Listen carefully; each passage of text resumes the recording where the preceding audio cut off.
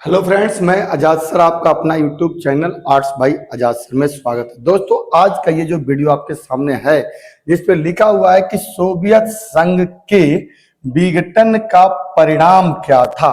Soviet संघ के विघटन का परिणाम क्या था।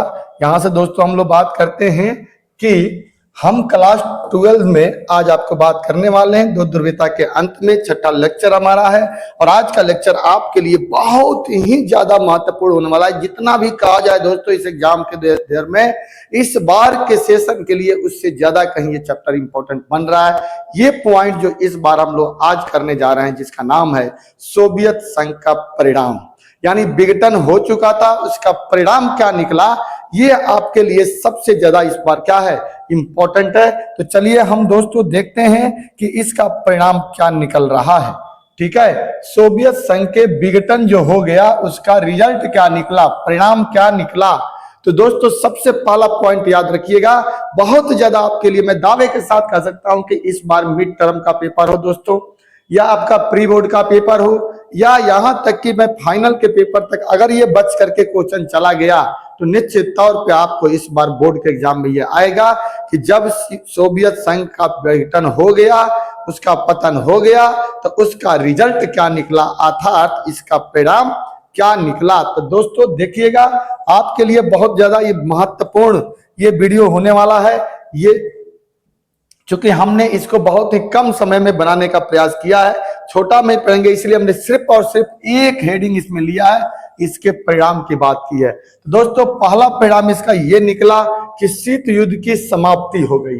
शीत युद्ध आपको पता है कि 1945 से लेकर के 1951 के बीच में एक वार चला था, दुनिया के पहली दुनिया और दूसरी दुनिया के बीच में, जिसे हम शीत युद्ध कहते हैं। शीत युद्ध अर्थात जिसमें बहुत लंबी लड़ाई यानी विश्व युद्ध जैसी कोई संभावनाएं नहीं हुई, और यह पहली दुनिया और दूसरी दुनिया के बीच में चल रहा था। लेकिन जैसे ही दूसरी दुनिया का अंत हुआ, दूसरी दुनिया बोले तो दोस्तों यूएसएसआर का अंत हुआ, वैसे ही शीत युद्ध भी समाप्त हो गया। क्यों? क्योंकि जब दो आदमी लड़ाई लड़ रहे थे और एक आदमी ऑलरेडी मर गया, तो अब जो बचा हुआ व्यक्ति है वो किससे लड़ाई लड़ेगा। सिंपल सी फॉर्मूला है, जब वो लड़ेगा ही नहीं, किसी से कोई लड़ने वाला होगा ही नहीं, तो फिर लड़ाई ही नहीं होगी, तो शीत युद्ध का अंत हो गया। यानी सोवियत संघ के विघटन का पहला परिणाम शीत युद्ध का अंत, याद कर लीजिएगा। अब इसका लाभ क्या हुआ? इसका लाभ ये हुआ कि अमेरिका दुनिया में एक छत्र छाया के रूप में उभर करके आ गया।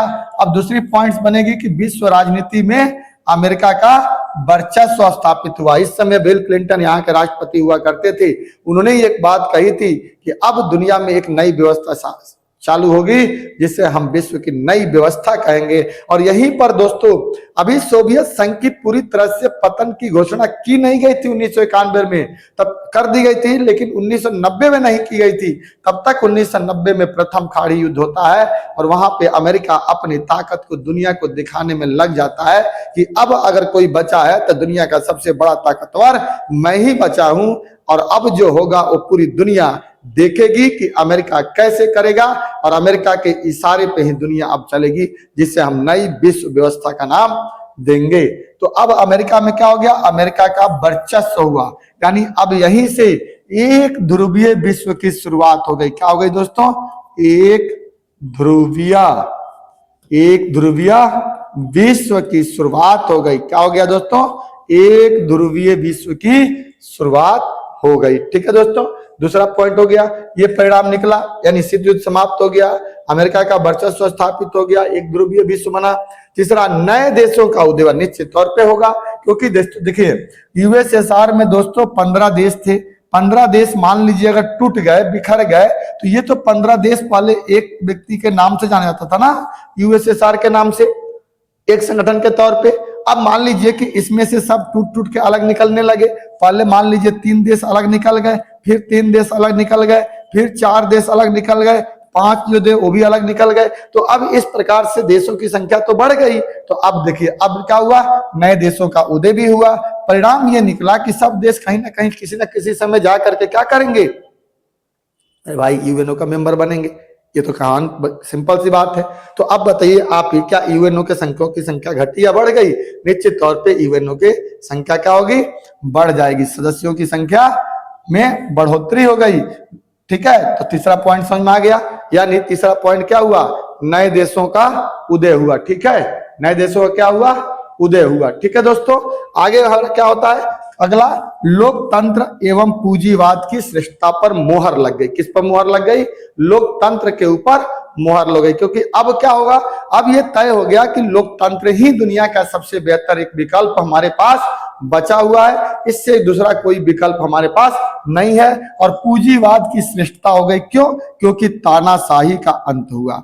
तानाशाही और तानाशाही और साम्यवादी व्यवस्था दोनों का ही अंत हुआ, और इसी दोनों के खिलाफ यहाँ पे लोकतंत्र, यहाँ पे पूंजीवाद चल रहा था, तो इसीलिए इसकी श्रेष्ठता सिद्ध हो गई। ठीक है दोस्तों, अगला कह रहा है, चौथा पांचवा पॉइंट का निकला, रूस कमजोर हो गया। निश्चित तौर पे रूस कमजोर हो गया, क्योंकि 14 देश उसके साथ से निकल गए और हथियारों की प्रतियोगिता भी समाप्त हो गई। अब किससे लड़ेगा, कौन लड़ेगा भाई, अब तो रूस खुद ही खत्म हो गया, तो अब अमेरिका से कौन लड़ेगा, तो हथियार कौन खरीदेगा, तो हथियारों की प्रतिद्वंदिता भी समाप्त हो गई। इसके अलावा दोस्तों, यूएनओ की कार्यगति में तेजी आ गई, और इसी का परिणाम था कि प्रथम खाड़ी युद्ध इराक का भी हुआ। अब आप कहिएगा सर ये बात हमको थोड़ी समझ में कम आई या नहीं समझ में आई।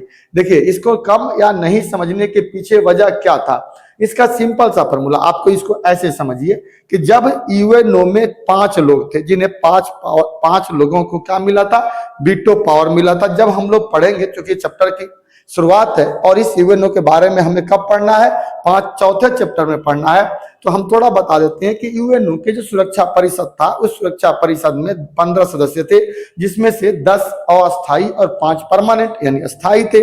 5 सदस्यों को वीटो पावर मिला हुआ था कि कोई भी काम को, कानून को पारित करने के लिए 5 आदमी की सहमति होनी चाहिए। अगर उसमें से किसी एक की भी सहमति अगर खत्म हो जाती है, तो निश्चित तौर पे क्या होगा, वो कानून पारित नहीं होगा और उसे हटा दिया जाएगा। ऐसे में सबको थी।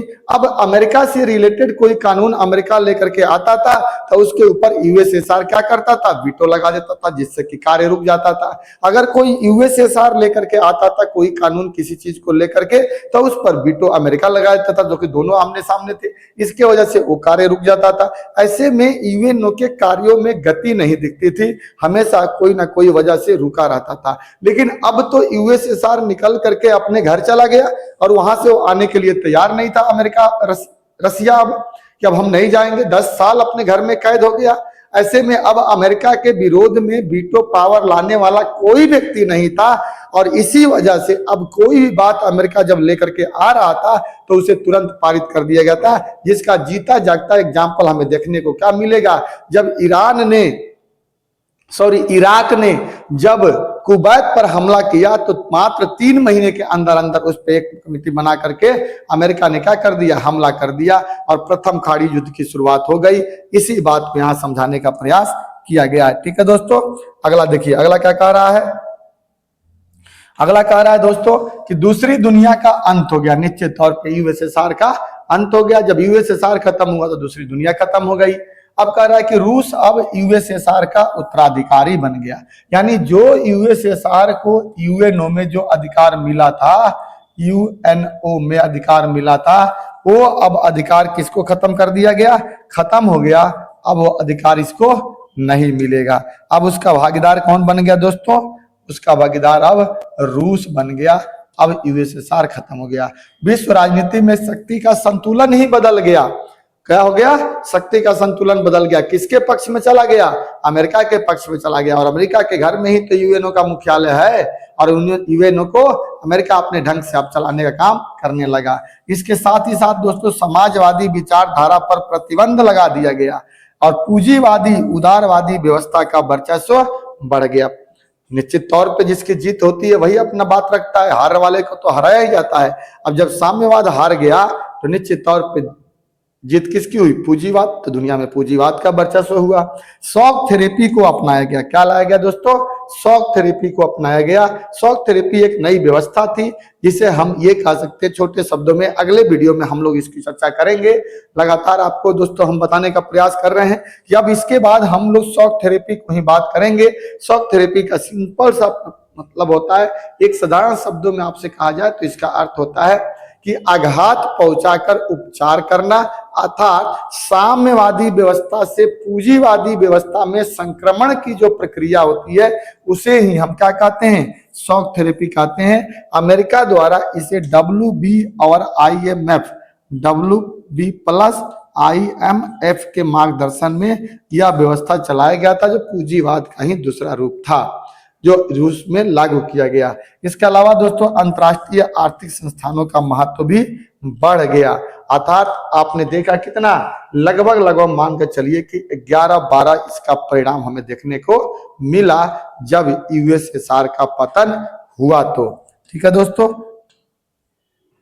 USSR के पतन का यही हमें परिणाम देखने को मिला। ये मैंने दोस्तों शॉर्ट वीडियो बनाया था, एक छोटा वीडियो था, 10 से 12 मिनट का वीडियो था, जिसमें हमने केवल एक चैप्टर लेने की कोशिश की थी, केवल एक पार्ट लेने की कोशिश की, जिसमें इसका मतलब था कि सोवियत संघ के पतन का परिणाम क्या निकला, ताकि आप बड़ी आसानी से इस वीडियो को देख लें और ये क्वेश्चन आप पूरी तरह से याद कर लें।